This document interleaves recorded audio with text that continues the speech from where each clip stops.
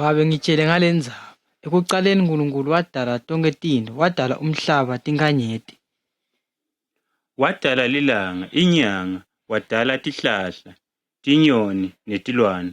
Ekugcineni wadala umuntu wesilisa wekucala, wesifazane wekucala. Bonke bebalungile batsandza kuhlonipha futsi nekujabulisa uNkulunkulu. Yebo, kepha ngelinye lilanga Sathane, induna yemoya lemibi, yabalinga kwekuthi bangalaleli uNkulunkulu, balalele Sathane nemavi akhe. Ngesikhathi benta loku, bephula imiyalo yaNkulunkulu. Base balahlekelwa kulunga, akunjalo? Yebo, futhi kusukela lapho bonke bantu labatalwa kulomhlaba balandzela indlela yinye yesono. uNkulunkulu wabayekela yini ngesikhatsi bakhetha kuhamba tindlela tabo? Cha-ke ndodzana, uNkulunkulu akazange abashiye.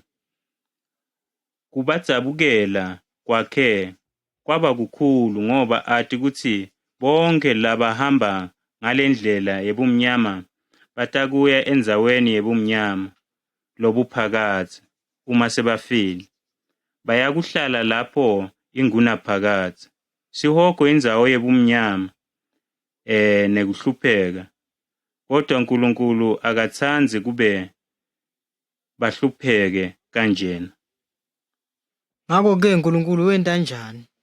uNkulunkulu watsandza live kangaka wate wanikela ngendodzana yakhe letelwe yodwa kube ngilo naloyo lokholwa ngiyo angabhubhi, kodwa abe nekuphila lokuphakatsi.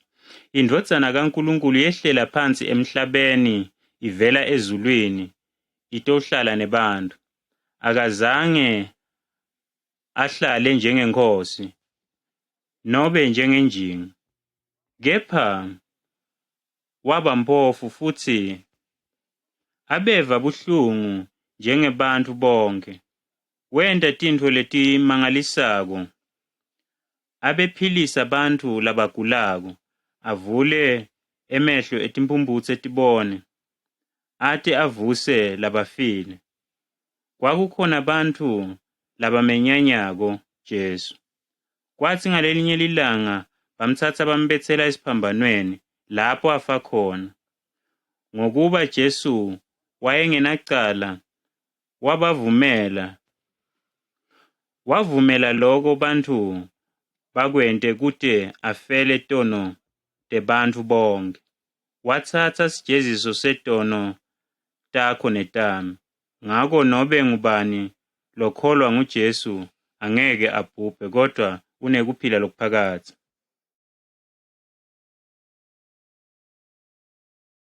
Uyabona ndodzana, ngalamalanga lamatsatfu emuva kwekufa kwaJesu, wabuya ekufeni, wavuka. Ngaleso sikhatsi Jesu wakhombisa kwekutsi kufa kunjengemnyango. Labo labamukela Jesu lomnyango uvulekele ekuphileni ezulwini, lapho Jesu akhona. Ngobe lona Jesu njengemsindisi wakhe unekuphila enhlitiyweni yakhe. Kwenteka njani kulabo labangemesabi Jesu? Labo umnyango uvulekele ekujezisweni lokunaphakatsi. uNkulunkulu uthi, lowo longakholwa nguJesu indodzana yami angeke akubone kuphila, kodwa lulaka lwaNkulunkulu lusetulu kwakhe.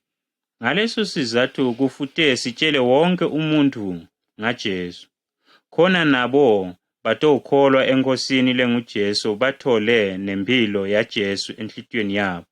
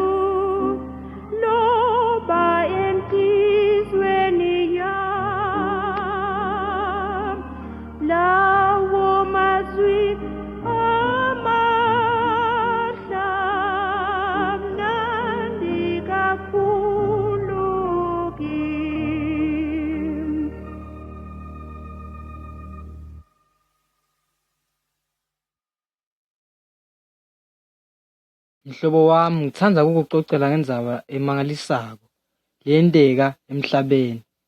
Noma-ke le ndzaba imangalisa kangaka kodwa liciniso. Ngithanda ukuthi niyazi le ndzaba ngobe nangabe niyemukela utaninika kuthula nekujabula. Ithini le ndzaba? Nayi iNkosi Jesu uvukile ekufeni. Kodwa kafanga yini esiphambanweni?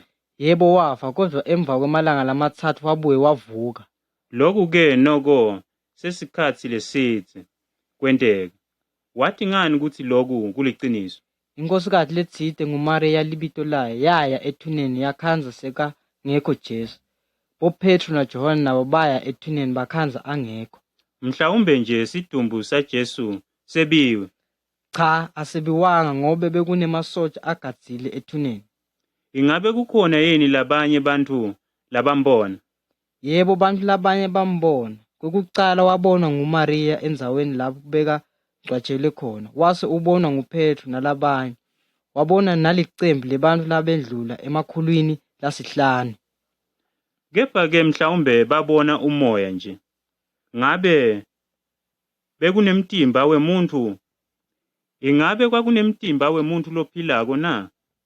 Yebo, Jesu bekasemtimbeni wakhe ngempela. Bekangasiwo umoya nje. Indodza lenguTomasi yambamba yabona ukuthi vele nguye sibili. Wabonakala sekadla kanye nebafundzi bakhe. Umoya-ke ngeke siwubambe noma siwubone. Ingabe wavuka kanjani ethuneni? Bekayindodzana yaNkulunkulu, ngakho-ke kude lobekungambamba ukuthi angavuka. Kuvuka kwakhe kwakhombisa ukuthi ukuncobile kufa. IBhayibheli lithi uma Jesu angavuswanga ekufeni, kusinziswa kwethu kufile. Malibonge ligama lakhe ngobe uvukile Jesu, unemandla etukwethu. Ngabe emakholwa ayakwesaba yini kufa? Cha, likholwa alikwesabi kufa ngoba lati kahle kutsi nalifa liya ezulwini liyohlala neNkosi Jesu. Ngabe Jesu ukuphi manje? Usezulwini njengokwembhalo. Nangabe-ke asezulwini kusho ukuthi ukhashane nebantu bakhe emhlabeni. Cha, akunjalo. Jesu noma asezulwini kodwa uhlala etinhliziyweni tebantfwana bakhe, labo phela labageziwe ngengati yaJesu. Futsi labo labametsembako uyasifundzisa kwenta intsandvo yakhe, asicinise futsi sihambe ngendlela leya ezulwini. Labo labametsembako Jesu batawuhlala naye kute kube phakatsi naphakatsi ezulwini. Ingabe iNkosi Jesu itawubuya nini lapha emhlabeni? Ekupheleni kwemhlaba Jesu utawubuya, utawuhlulela bantfu labafile nalabaphilako. Lababi utabayisa endzaweni lembi yaSathane. Labo labakholwe nguye batawuhlala naye ezulwini kute kube phakatsi. Ingabe utawubuya nini Jesu? Akakho lowatiko ngekubuya kwakhe. Lasitjela kona nje kutsi sihlale silungile kubuya kwakhe, sente lokuyintsandvo yakhe kute singabi nemahloni ekumhlangabeta. Ngako-ke mcele Jesu akutsetsele tono takho, akunike inhlitiyo lensha kute ube ngumntfwana wakhe.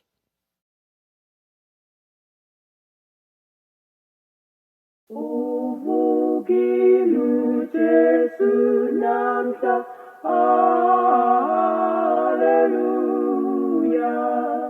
Usesinqobele thina, haleluya.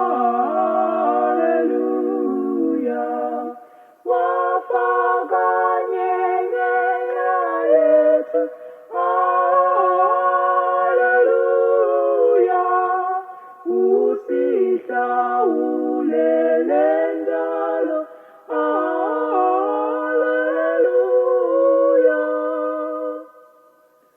Asibonge kuye njalo, haleluya. Oyinkosi yaphakade, haleluya. Wahlupheka umnqamlezweni, haleluya. Wangeniswa ethuneni, haleluya.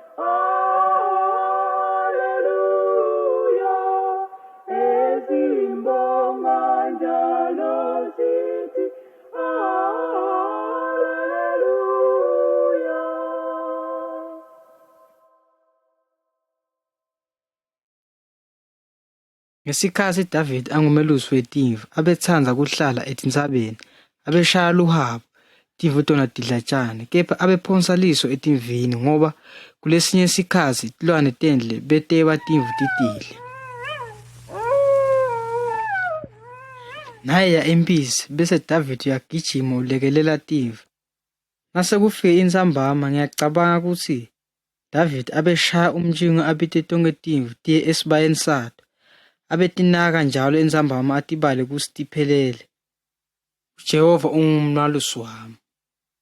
Kwake kwaba khona umalusi abenetimvu letilikhulu.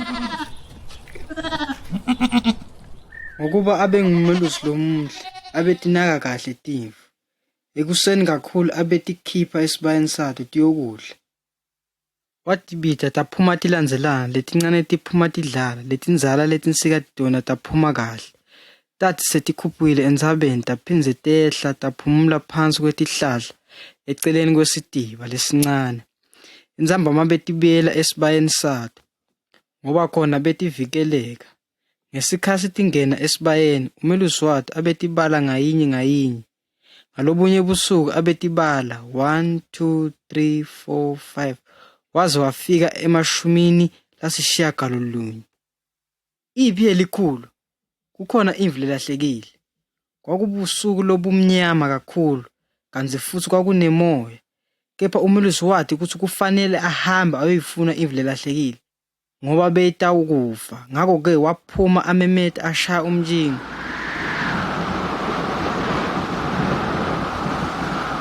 Kepha akazange eve lutho. Kwakuvakala emathonsi elitulu etihlahleni. Kwathi ekugcineni weva kungathi kukhona lakuvako. Wahluta tindlebe takhe walalela. Ngempela kwakungiyo imvana lekatsi ikhala.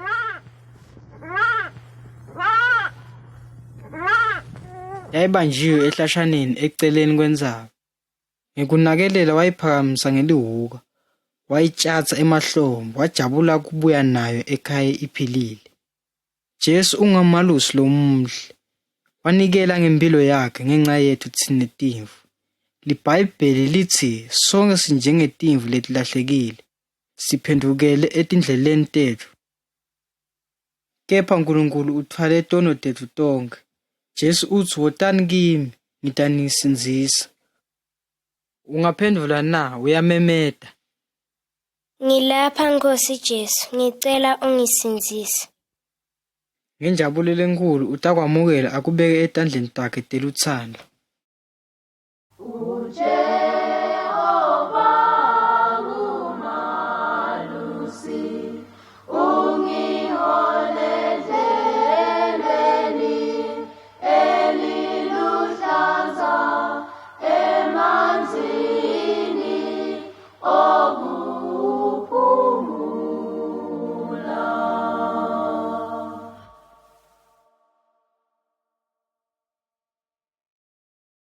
Lena eveni lasentasi neMelika esiveni lesibitwa ngekuthi yiYY.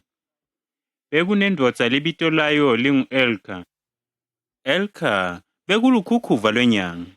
Bebaphilisa bantfu labanye. Nyalo ngitanicocela indzaba yakhe. Ngesikhatsi Elka aselijaha nje, wabhudza ngalelinye lilanga ebusuku. Wabhudza atingela tingulube tasendle. Nembala asatingela wahlangana nemhlambi wato. Kwathi kusenjalo waphakamisa umcibisholo wakhe kube adubule, kodwa wehluleka. Kwathi kusenjalo letingulube tabaleka, kodwa yinye yato lenkhulu yema nje yambuka emehlweni Elka. Yathi iyakhuluma lengulube, ikhuluma naye yathi, ungacali usidubule, kodwa sikhelele titselo sidle. Wena Elka utawuba yinyanga. Nase uyinyanga, ungacali udle inyama yethu, ngobe ungayidla uyakufa. Laba njalo-ke liphupho la Elka. Ngelilanga lelilandzelako nembala vele waya wayotingela. Ekutingeleni kwakhe wahlangana nemhlambi wetingulube. Wathi uyadubula umcibisholo wangangeni, watihlaba. Waphinze wadubula, kwaphinzeka sona leso. Ingulube lenkulu yema embi kwakhe, yambuka, yasonzela kakhulu. Wacipha umcibisholo wakhe u-Elka, wadubula, kodwa nani umcibisholo kuyigwaza ingulube. Wamane wamangala nje kuthi, ngabe yini leli entekako? Wesaba kakhulu. Wase ubuyela ekhaya wafika wabatshela lenyanga lebeyisekhaya kuthi kwekucala ubhudzeni nekuthi emva kwaloko kwentekeni.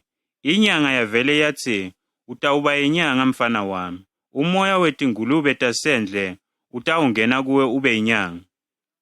U-Elka wasevele uba inyanga, wafunza tonke tingoma tebunyanga, wangenwa nguleyo mimoya leminyenti yebumnyama. Waphilisa abantu kahle kakhulu. Waba ngumuntu lodumile kakhulu eveni lakubo nakuletinye tindzawo. Akuphelanga sikhatsi lesidze kwafika abantu labatsite batomtshela ngaJesu. Elka weva kutsi Jesu uphilisa labanyenti nekuthi nalababi uyabaphilisa, kodwa akasebentisanga emaji, netingoma, nethuthu, nalutho lolunye. Bekavele asho livi bese logulako uyaphila. Jesu unemandla Elka.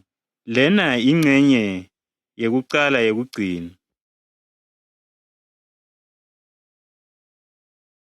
Lona ngusayidi wesibili. Wacabanga wathi impela Jesu ufanele kube ngumuntu lolungile.